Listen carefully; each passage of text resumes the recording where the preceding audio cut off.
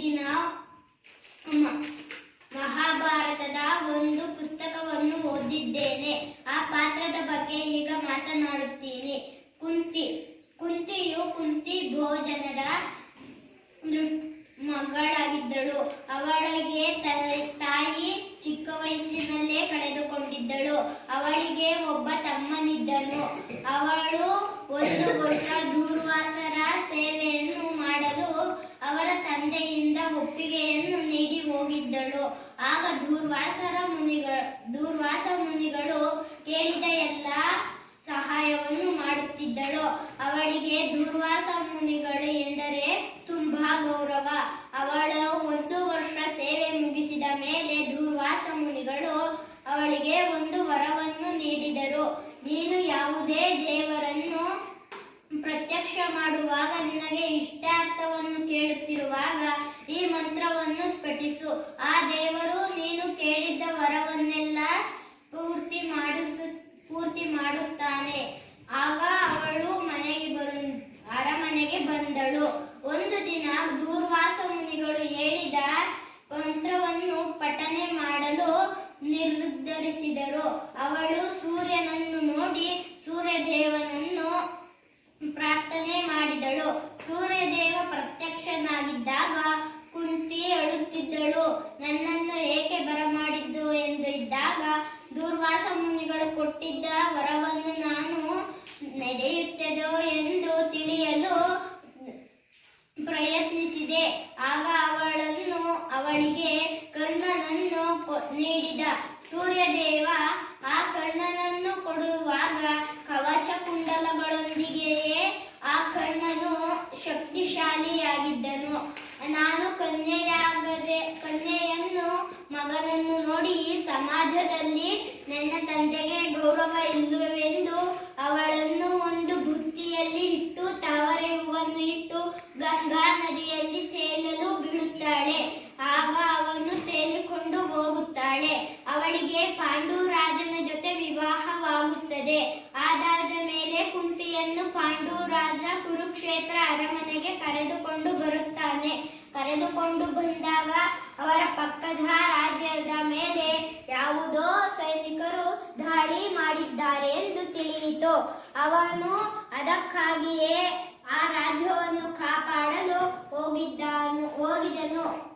ಆಗ ರಾಜನು ಆ ರಾಜ್ಯವನ್ನು ಕಾಪಾಡಿ ಮರಳಿದನು. ದಾರಿಯಲ್ಲಿ ಬರುತ್ತಿರುವಾಗ ಜಿಂಕೆಯ ರೂಪದಲ್ಲಿ ಮುನಿಗಳು ವಿವಾಹವಾಗಿ ಓಡೋಗುತ್ತಿದ್ದರು. ಆಗ ಆ ಪಾಂಡುರಾಜನು ಜಿಂಕೆಯನಿಗೆ ಬಿಲ್ಲನ್ನು ಬಿಟ್ಟನು.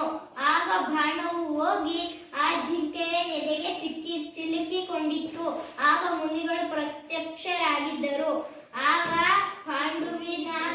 ಪಾಂಡುವಿಗೆ ಶಾಪ ಕೊಟ್ಟರು. ನೀನು ಯಾವುದೇ ಸ್ತ್ರೀಯ ಜೊತೆ ಸಂಬಂಧ ಮಾಡಿದರೆ ನಿನಗೆ ನನ್ನಂತೆಯೇ ಸಾಯುತ್ತೀಯ ಎಂದು ಶಾಪ ಕೊಟ್ಟರು. ಆಗ ಪಾಂಡು ರಾಜ ಅರಮನೆಗೆ ಬಂದು ಈ ವಿಚಾರವನ್ನೆಲ್ಲ ಹೇಳಿದಾಗ ಅವರ 2 ಹೆಂಡತಿಯರನ್ನು ವನವಾಸಕ್ಕೆ ಕರೆದುಕೊಂಡು ಹೋಗುತ್ತಾನೆ. ಹೋದಾಗ ಅವರು ವನವಾಸದಲ್ಲಿ ಇದ್ದರು. ಆಗ ಅವರೆಲ್ಲ ವನವಾಸದಲ್ಲಿರುವಾಗ ಅದಕ್ಕಾಗಿ ಕೌರವನನ್ನೇ ರಾಜನನ್ನಾಗಿ ಮಾಡಿದರು. ಅವನಿಗೆ ಕಣ್ಣು ಕಾಣಿಸುವುದಿಲ್ಲ.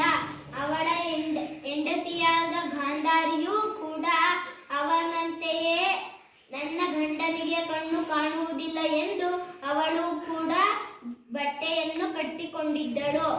ಆ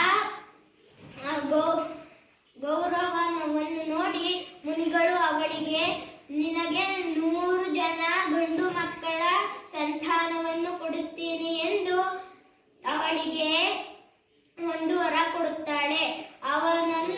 ಅವಳಿಗೆ ಎಂದೂ ಆಗದಿರುವ ಕಾರಣ ಆ ಗುರುಗಳನ್ನು ಕೇಳಿದಾಗ ಅವರನ್ನು ಆ 100 ಜನ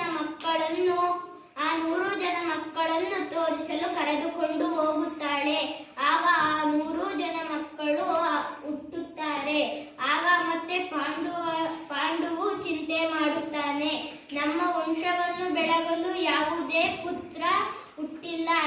ಆಗಿ ಪಾಂಡು ಸುಮ್ಮನೆ ಇರುವುದನ್ನು ಕಂಡು ಕುಂತಿ ಅಲ್ಲಿಗೆ ಬರುತ್ತಾಳೆ.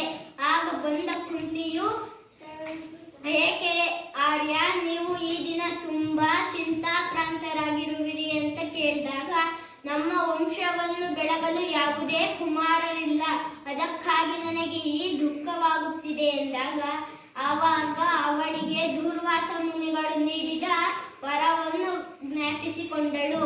ಆಗ ಪಾಂಡುವಿಗೆ ಹೇಳಿದಳು. ಆಗ ಪಾಂಡು, ಇಷ್ಟು ದಿನ ನೀನು ಈ ಸತ್ಯವನ್ನು ಏಕೆ ಹೇಳಲಿಲ್ಲ ಅಂದಾಗ ಕೇಳದೆ ಅವಳು ಏನು ಹೇಳದೆ ಯಮಧರ್ಮರಾಯನನ್ನು ಪ್ರಾರ್ಥಿಸಿದಳು. ಯಮಧರ್ಮರಾಯ ಪ್ರತ್ಯಕ್ಷನಾಗಿ, ನೀನು ಧರ್ಮರಾಯನ ನಿನ್ನಂತೆಯೇ ಯಾವುದಾದರೂ ಒಬ್ಬ ಮಗನನ್ನು ಕೊಡು ಎಂದಾಗ ಧರ್ಮರಾಯನನ್ನು ಕೊಟ್ಟನು. ಆಗ ಆ ದೇವರು ಮಾಯವಾಗಿದ್ದಾಗ ಧರ್ಮರಾಯನನ್ನು ಬೆಳೆಸಿಕೊಂಡರು. ಆಗ ಪಾಂಡು ರಾಜ ಒಬ್ಬನೇ ಈ ಸಮಾಜದಲ್ಲಿ ಏನು ಮಾಡುತ್ತಾನೆ ಅಂದಾಗ ಅವನಿಗೆ ಸಹೋದರರನ್ನು ಕೇಳು ಅಂದಾಗ ವಾಯುದೇವರನ್ನು ಪ್ರಾರ್ಥಿಸುತ್ತಾಳೆ. ವಾಯುದೇವರು ಪ್ರತ್ಯಕ್ಷನಾಗಿ ಭೀಮನನ್ನು ಕೊಡುತ್ತಾನೆ. ಅವನ ಮೈ ವಜ್ರದಾಗಿರುತ್ತದೆ. ಅವನು ಒಂದು ಸಲ ಕಲ್ಲಿನ ಮೇಲೆ ಬಿದ್ದನು. ಆಗ ಅವನು ಸತ್ತು ಹೋದ ಎಂದುಕೊಂಡರೆ ಆ ಕಲ್ಲೇ ಪುಡಿ ಪುಡಿಯಾಗಿತ್ತು. ಅವಳು ಮತ್ತೆ ಇನ್ನೊಬ್ಬ ಮಗನನ್ನು ವರವನ್ನಾಗಿ ಕೇಳಿದಳು. ಅವನೇ ಅರ್ಜುನ.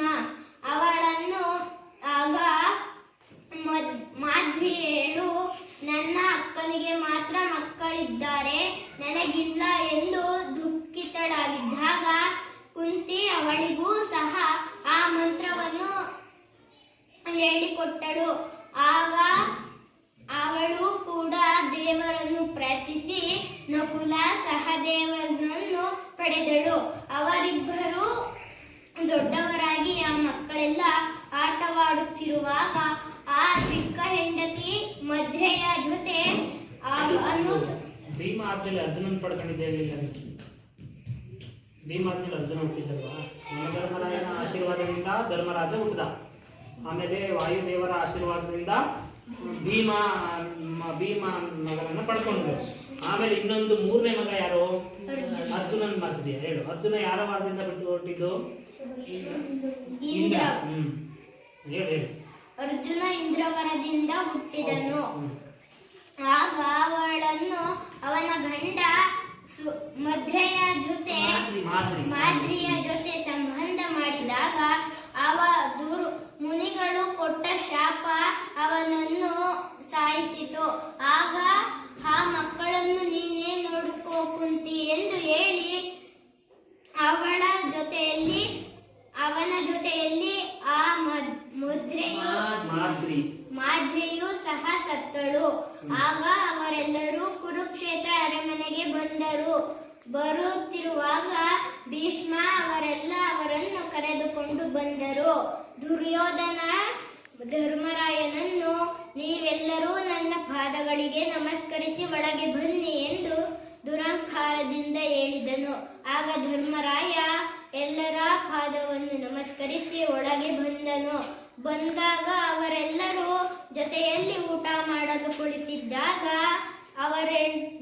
ಭೀಷ್ಮ ಹೇಳ್ತಾನೆ, ಒಬ್ಬರಿಗೊಬ್ಬರು ಊಟ ಮಾಡಿಸಿ ಎಂದಾಗ ಅವನು ಧರ್ಮರಾಯ ದುರ್ಯೋಧನಿಗೆ ತಿನ್ನಿಸುತ್ತಾನೆ. ಆದರೆ ದುರ್ಯೋಧನ ಭೀಮನಿಗೆ ತಿನ್ನಿಸುವುದಿಲ್ಲ. ಆದ್ದರಿಂದ ಪಾಂಡು ಪುತ್ರರೆಲ್ಲ ಕೌರವರ ಪುತ್ರರಿಗೆ ತಿನ್ನಿಸಿದರು. ಪಾಂಡು ಪುತ್ರರಿಗೆ ಯಾರೂ ಸಹ ಊಟ ಮಾಡಿಸಲಿಲ್ಲ. ಆದ್ದರಿಂದ ಅವರೆಲ್ಲರೂ ದುಃಖಿತರಾಗಿ ಅಮ್ಮನ ಬಳಿ ಬಂದರು. ಅವರ ಅಮ್ಮ ಕೇಳುತ್ತಾಳೆ, ಕುಂತಿ, ಇನ್ನೂ ನಿದ್ದೆ ಬರಲಿಲ್ಲವಾ ಮಕ್ಕಳೇ ಎಂದಾಗ ನಕುಲ ಹೇಳುತ್ತಾನೆ, ಇಲ್ಲಿ ಯಾರೂ ನಮಗೆ ಸ್ನೇಹಿತರೇ ಇಲ್ಲ ಅಮ್ಮ, ನಮಗೆ ನಿದ್ದೆಯೇ ಬರುತ್ತಿಲ್ಲ. ವನದಲ್ಲಿದ್ದಾಗಲೇ ಎಷ್ಟೋ ಶಾಂತತೆಯಿಂದ ನಿದ್ದೆ ಮಾಡಬಹುದಿತ್ತು, ಆದರೆ ಇಲ್ಲಿ ನನಗೆ ನಿದ್ದೆಯೇ ಬರುತ್ತಿಲ್ಲ. ಮಕ್ಕಳೆಲ್ಲರೂ ಅಮ್ಮ ಕೇಳ್ತಾಳೆ, ಎಲ್ಲರೂ ಊಟ ಮಾಡಿದರ ಮಕ್ಕಳು? ಎಲ್ಲರೂ ಹೇಳ್ತಾರೆ ಹೂ ಅಂತ. ಆದ್ರೆ ಪಾಪ ಅವ್ರು ಊಟನೇ ಮಾಡಿರಲ್ಲ. ಅವ್ರ ಅಮ್ಮನ ಜೊತೆಯಲ್ಲೇ ಎಲ್ಲರೂ ಮನಿಕೊಂಡಿರ್ತಾರೆ. ಆಮೇಲಿಂಟ ಅವರು ದ್ರೋಣಾಚಾರ್ಯರ ಬಳಿ ಶಿಕ್ಷಣವನ್ನು ಪಡೆಯಲು ಎಲ್ಲರೂ 105 ಜನ ಹೋಗುತ್ತಾರೆ. ವನದಲ್ಲಿ ಅವರು ಹೇಳಿದ ಕೆಲಸವನ್ನೆಲ್ಲ ಮಾಡಿ ಶಿಕ್ಷಣವನ್ನು ಪಡೆಯುತ್ತಿದ್ದರು. ಅರ್ಜುನನು ಬಿಲ್ವಿದ್ಯೆಯಲ್ಲಿ ಚಾಣಾಕ್ಷನಾಗಿದ್ದನು. ಭೀಮನು ಗದೆಯ ವ್ಯಾಯಾಮದಲ್ಲಿ ಚಾಣಾಕ್ಷನಾಗಿದ್ದನು. ಅವರೆಲ್ಲರೂ ಒಂದೊಂದು ವ್ಯಾಯಾಮಗಳಲ್ಲಿ ತುಂಬಾ ಬಲಶಾಲಿಯಾಗಿದ್ದರು. ಅವರನ್ನು ಒಂದು ಸತಿ ನೀವು ಕಲಿತ ವಿದ್ಯೆಯನ್ನು ಪ್ರಯೋಗಿಸಲು ಹೇಳಿದಾಗ ಅವರೆಲ್ಲರನ್ನು ಪ್ರಯೋಗಿಸಲು ಮಾಡಿಸಿದರು. ಆಗ ಅವರೆಲ್ಲರೂ ಸೋತು ಹೋದರು. ದುರ್ಯೋಧನನ ಹತ್ತಿರ ಆ ಪಾಂಡು ಮಕ್ಕಳೆಲ್ಲ ಸೋತು ಹೋದರು. ಕೊನೆಯಲ್ಲಿ ಅರ್ಜುನ ಬರುತ್ತಿರುವಾಗ ಮೇಲಿಂದ ಒಂದು ಕಲ್ಲು ಬೀಳುತ್ತಿತ್ತು. ದ್ರೋಣಾಚಾರ್ಯರು ಬೀಳುವ ತರ ಮಾಡಿದರು. ಆದರೆ ಅರ್ಜುನ ಎದ್ದು ಬಂದ. ಅವನು ತಲೆಯ ಮೇಲೆ ಒಂದು ಕಬ್ಬಿಣ ಕವಚವನ್ನು ಮಾಡಿಕೊಂಡಿದ್ದ. ಅವನು ದುರ್ಯೋಧನನನ್ನು ಸೋಲಿಸಿ ಬಿಟ್ಟ. ಆಗ ಅವರೆಲ್ಲರನ್ನು ಧರ್ಮರಾಯನನ್ನು ನೀವು ಹೇಳ್ತಿರೋದಲ್ಲ ಐತ ಅದರಲ್ಲಿ ಸರಿ ಹೇಳಿ. ಪುಸ್ತಕದಲ್ಲಿ ಏನೇನು ಓದಿ ಅದನ್ನ ಹೇಳು, ಎಕ್ಸ್ಟ್ರಾ ಹೇಳಕ್ ಹೋಗೋಣ. ಹೇಳಿ. ಅವರು ಪ್ರದರ್ಶನ ಮಾಡ್ತಿದ್ರು. ಅರ್ಜುನ ಗೆದ್ದ. ಆಮೇಲಿಂಟ ಅವರೆಲ್ಲ ಚಿಂಟು ಟಿವಿದು ಸ್ವಲ್ಪ ಹೇಳ್ತಾ ಇದೆಯಲ್ಲ ಸೇರಿಸಿ ಅಲ್ಲ ಮಿಸ್ ಅದು ಇದ್ರೊಳಗೆ ಕೂತ್ರೆ ಪುಸ್ತಕದಲ್ಲಿ ಇದೆಯಾ? ಅದು ಪುಸ್ತಕದಲ್ಲಿ ಇರೋದು ಮಾತ್ರ ಹೇಳು. ಸರಿ ಹೇಳಿ ಹೇಳಿ ಹೇಳಿ ಚೆನ್ನಾಗಿ ಹೇಳ್ತಿದ್ಯಾ. ಆಗ ಅವರೆಲ್ಲ ಅವನ ಮೊದಲ ಪೂರ್ತಿ ಓದಿದ್ಯಾ? ಕೊನೆವರೆಗೂ ಓದ್ದಾ? ಪುಸ್ತಕ ಇರೋದು ಮಾತ್ರ ಹೇಳು. ಅವಳು ಕರ್ಣ ಅಷ್ಟೇನಾ? ಓಹೋ. ಅವನ ಮೊದಲನೇ ಮಗ ಕರ್ಣ ಸಿಕ್ಕಿದ. ನೀನು ಕುರುಕ್ಷೇತ್ರ ಯುದ್ಧದಲ್ಲಿ ನೀನು ಪಾಂಡವರ ರಾಜ್ಯದಲ್ಲಿರಬೇಕಾಗಿತ್ತು. ಆದರೆ ನೀನು ದುರ್ಯೋಧನ ರಾಜ್ಯದಲ್ಲಿದ್ಯಾ. ನೀನು ನನ್ನ ಪುತ್ರ ಎಂದಾಗ ಕರ್ಣ ಹೇಳ್ತಾನೆ, ನಾನು ಈಗ ದುರ್ಯೋಧನನ ಮಿತ್ರ. ನಾನು ಅವನ ರಾಜ್ಯವನ್ನು ಬಿಟ್ಟು ನಿಮ್ಮ ರಾಜ್ಯಕ್ಕೆ ಬಂದರೆ ಮಿತ್ರ ದ್ರೋಹ ಮಾಡಿದ ಹಾಗೆ ಆಗುತ್ತದೆ. ಅದಕ್ಕಾಗಿ ನಾನು ಪಾಂಡು ರಾಜ್ಯದ ಮೇಲೆ ಯಾವ ಮಕ್ಕಳನ್ನೂ ಸಹ ಸಾಯಿಸುವುದಿಲ್ಲ ಎಂದು ಕುಂತಿಗೆ ಭಾಷೆ ಕೊಡುತ್ತಾನೆ. ಆಗ ಕುಂತಿಯು ಹೋಗುತ್ತಾಳೆ. ಬಂದಾಗ ಅಭಿಮನ್ಯುವಿನನ್ನು ಕರ್ಣ ಸಾಯಿಸುತ್ತಾನೆ ಯುದ್ಧದಲ್ಲಿ. ಅಷ್ಟವರೆಗೂ ಓದಿದ್ದಾ? ವೆರಿ ಗುಡ್, ಚೆನ್ನಾಗಿ ಓದಿದೆ. ಚಪ್ಪಾಳೆ ಹೊಡ್ರಕ್ಕಲ್ಲ. ಹನುಮಂತರಾಜು ತಾನು ಓದಿದಂಥ ಪುಸ್ತಕದ ಬಗ್ಗೆ ಬಹಳ ವಿವರವಾಗಿ ತುಂಬ ವಿಚಾರಗಳನ್ನ ನೆನಪಿಟ್ಕೊಂಡು ತುಂಬ ಚೆನ್ನಾಗಿ ಹೇಳಿದ. ಓದುವ ಜೀವನದೇ ಆದ ಶೈಲಿಯಲ್ಲಿ ನಿಮಗೆ ನೆನಪಿನ ಶಕ್ತಿ ಬಹಳ ಚೆನ್ನಾಗಿದೆ. ಮಕ್ಕಳು ಅದಕ್ಕೆ ಓದುವ ಆಂದೋಲನ ಮಾಡಿದ್ದು ಸಾರ್ಥಕ ಆಯಿತು. ನೀವು ಕೂಡ ಶಾಲಾ ಗ್ರಂಥಾಲಯದಲ್ಲಿರ್ತಕ್ಕಂಥ ಪುಸ್ತಕಗಳನ್ನ ಓದಿ ನಿಮ್ಮ ಜ್ಞಾನವನ್ನು ಇನ್ನೂ ಜಾಸ್ತಿ ಮಾಡ್ಕೊಳ್ಳಿ. ಹನುಮಂತರಾಜು ಇಷ್ಟು ಚೆನ್ನಾಗಿ ನೆನಪಿಟ್ಕೊಂಡಿರ್ತಾನೆ ಅಂತ ನಮ್ಗೆ ಅನಿಸೇ ಇರಲಿಲ್ಲ. ಇದು ಹೇಳ್ತಾ ಇರೋದು ಕೇಳಿ ನನಗೆ ಆಶ್ಚರ್ಯ ಆಗ್ತಿತ್ತು. ಎಷ್ಟೊಂದು ವಿಚಾರ ನೆನಪಿಟ್ಕೊಂಡು ಒಂದೇ ಸಮಯದಲ್ಲಿ ಅದು ನಿರರ್ಗಳವಾಗಿ ಮರಿದಂಗೆ ಮಧ್ಯದಲ್ಲಿ ಗ್ಯಾಪ್ ಇದೆ. ಕಥೆಯನ್ನು ಎಷ್ಟು ಚೆನ್ನಾಗಿ ಹೇಳ್ತಿದ್ದ. ನಾನು ಆ ಕಡೆ ರೂಮಲ್ಲಿದ್ದವನು ಹನುಮಂತರಾಜು ಹೇಳ್ತಿರೋದನ್ನು ಕೇಳಿಸ್ಕೊಂಡು ಕುತೂಹಲಕ್ಕೆ ಏನು ಪುಸ್ತಕ ಓದ್ತಾ ಇದ್ದಾನೆ ಇಲ್ಲ ಕಥೆ ಹೇಳ್ತಿದ್ದಾನೆ ಇವನು ಅನ್ನೋ ಕುತೂಹಲಕ್ಕೆ ನೋಡೋಣ ಅಂತ ಬಂದೆ. ಭಾಳ ಚೆನ್ನಾಗಿ ಹೇಳಿದ್ದಾನೆ. ಹನುಮಂತರಾಜುವಿನ ಕಥೆ ಹೇಳುವ ಪ್ರತಿಭೆಗೆ ನಾವೆಲ್ಲರೂ ಒಂದು ದೊಡ್ಡ ಚಪ್ಪಾಳೆ. ನೀವು ಕೂಡ ಇದೇ ಥರ ಪುಸ್ತಕಗಳನ್ನ ಓದಿ ಪುಸ್ತಕ ಓದುವ ಅಭ್ಯಾಸವನ್ನು ಬೆಳೆಸ್ಕೊಳ್ಳಿ. ಆಯಿತಾ? ಪುಸ್ತಕ ಓದುವ ಅಭ್ಯಾಸ ಬಹಳ ಒಳ್ಳೆಯ ಅಭ್ಯಾಸ ಇದು. ಈ ಅಭ್ಯಾಸವನ್ನು ಯಾರು ಬೆಳೆಸ್ಕೊಳ್ತೀರೋ ಅವ್ರು ಬಹಳ ಬುದ್ಧಿವಂತರಾಗ್ತೀರ. Okay, thank you. ಅಷ್ಟೆಲ್ಲ ಓದಿ ಅರ್ಥ ಮಾಡ್ಕೊಂಡ್ರಿ.